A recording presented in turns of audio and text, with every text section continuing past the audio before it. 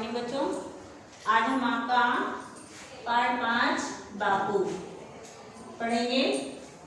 बापू सभी को समझ में आता है। बापू अगर हम बोलते हैं तो हमें किसकी याद आ जाती है? हमारे राष्ट्रपिता महात्मा गांधी की याद आ जाती है। और उन्हीं से संबंधित ये आपकी कविता दी हुई है और उन्हीं की विशेषताओं को बताया गया है, उनके गुणों को उजागर किया गया है इस कविता के माध्यम से। सबसे पहले देखिए, महात्मा गांधी को प्यार से लोग बापू कहते थे, ठीक है ना। इस कविता में बापू के गुणों को उजागर करते हुए उनके कार्यों की सराहना की गई है। सराहना मीन्स प्रशंसा। क्या? प्रशंसा। तो किस तरह से बापू ने कोशिश की, प्रयत्न किया और हमारे देश को आज़ाद कराया, लोगों के दिलों में उनका क्या स्थान है, ये सब इस कविता के माध्यम से बताया गया है। चले गए तुम पर निज स्मृति को बना गए आधार, बापू तुम हो गए देश के कण कण में साकार। अब यहाँ पर क्या कहा जा रहा है? बापू महात्मा जी आप तो चले गए, लेकिन आपकी जो स्मृति है, याद है, उसको आधार बनाकर छोड़ गए, हमारे सामने उसको आधार बनाकर छोड़ गए। बापू तुम हो गए देश के कण कण में साकार, यानी पास करना। तो हे बापू तुम क्या हो? इस संसार के कण कण में, देश के कोने कोने में आप क्या हैं? स्थापित हैं, ठीक है। आपको सभी लोग याद करते हैं, आपका नाम कण कण में बच्चे बच्चे याद करते हैं। जो कुछ तुमने दिया विश्व को, उसने उन्नत किया विश्व को। हे बापू तुम इस संसार को जो कुछ भी दे गए थे, जो कुछ भी इस संसार को दे गए थे, उस चीज से इस संसार ने अपने आप को उन्नत किया, प्रगतिशील किया, विकसित किया। कभी तुम्हें क्या भूल सकेगा आभारी संसार, और इस चीज के लिए यह संसार आपको कभी भी भूल नहीं सकेगा। बापू यह जग व्यर्थ त्रस्त है, किया मार्ग तुमने प्रशस्त है। हे बापू जब ये जो संसार था, जन थे, लोग थे, क्या थे? भयभीत थे। उस समय क्या भयंकर मचा हुआ था, भयभीत मचा हुआ था, त्रस्त था। तो तुमने ही इस दुनिया का, इस विश्व का जो मार्गदर्शन किया था और मार्ग को बताया था कि इस मार्ग पर चलो। सत्य अहिंसा प्रेम दया का खोल गए तुम द्वार, और तुमने उस मार्ग पर चलने के लिए सत्य का, अहिंसा का, दया का, प्रेम का हमें रास्ता दिखा गए और कहे कि इस पर चलो और तुम्हारी उन्नति अवश्य होगी। तुम थे हमें प्राण सम प्यारे, किंतु तुम्हें थे प्रियजन सारे। हे बापू तुम तो क्या थे? हमें प्राणों से भी प्यारे थे, लेकिन तुम्हें कौन प्यारा था?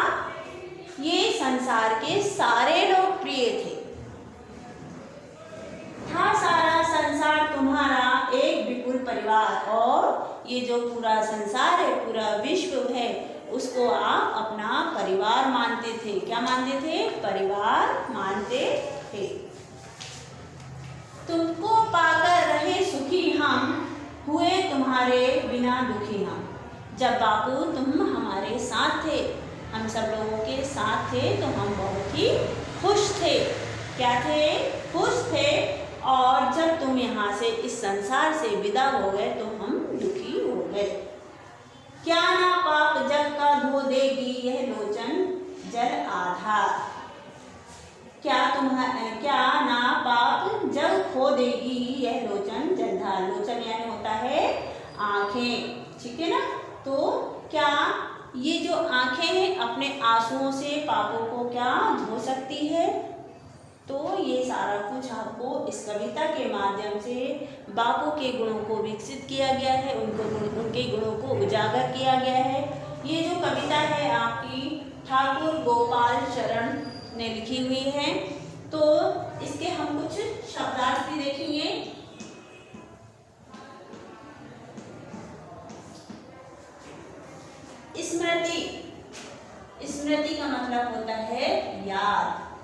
क्या होता है? याद। इसके बाद विश्व, विश्व का होता है संसार। क्या होता है? संसार। सत्य, सच्चाई।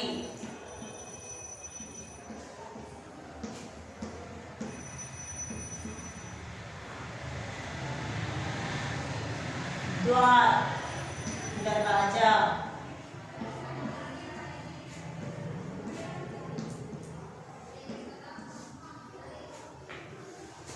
विपुल, अत्यधिक, या फिर हम विशाल बोल सकते हैं, विशाल भी बोल सकते हैं इसको। और भी दिए हैं आपके, देखिए, उन्नत, ऊंचा। तो आपको सारे लिखना है, ठीक है। प्रशस्त, प्रकाशित, आधार, सहारा, व्यर्थ, बेकार, आभारी, कृतज्ञ, लोचन, नयन, नेत्र, अहिंसा, जीव हत्या न करना, ठीक है ना। तो और कण कण में बहुत छोटे छोटे टुकड़ों। तो एक बार हम ये कविता फिर से दोहराते हैं, आप हमारे साथ ही दोहरा लेंगे या आप खुद ही पढ़ लेंगे। चले गए तुम पर निज स्मृति को बना गए आधार, बापू तुम हो गए देश के कण कण में साकार। जो कुछ तुमने दिया विश्व को, उनसे उन्नत किया विश्व को। कभी तुम्हें क्या भूल सकेगा आभारी संसार। बापू यह जग व्यर्थ त्रस्त है, किया मार्ग तुमने प्रशस्त है। सत्य, अहिंसा, प्रेम, दया का खोल गए तुम द्वार। तुम थे हमें प्राण सम प्यारे, किंतु तुम्हें थे प्रियजन सारे। था सारा संसार तुम्हारा एक विपुल परिवार। तुमको पाकर रहे सुखी हम, हुए तुम्हारे बिन दुखी हम। क्या ना पाप जग का धो देगी, यह लोचन जलधार। जलधार मीन्स जल की धारा। तो ये सारे शब्दार्थ हैं जो आप अपनी कॉपी में लिख लेंगे। इसके प्रश्न उत्तर वगैरह हैं जो, ये हम बाद में करेंगे। इसके एक्सरसाइज भी आप चाहें तो आप अपने से कर सकते हैं। अगर आपको बन जाएगा तो आप कर लेना। देखिए, सही विकल्प पर सही का निशान लगाना है। बापू मरकर भी कहाँ साकार है? कहाँ साकार है? विश्व, देश के कण कण में। कहाँ साकार है? देश के कण कण में। ये आपका पेज नंबर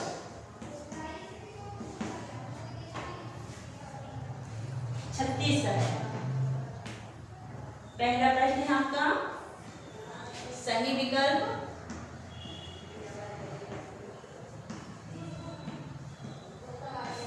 इसमें पहले वाले में का सही है, दूसरे वाले में बापू ने लिए पूरा विश्व क्या था? बापू के लिए पूरा विश्व क्या था? तो परिवार, ये खा वाला सही है।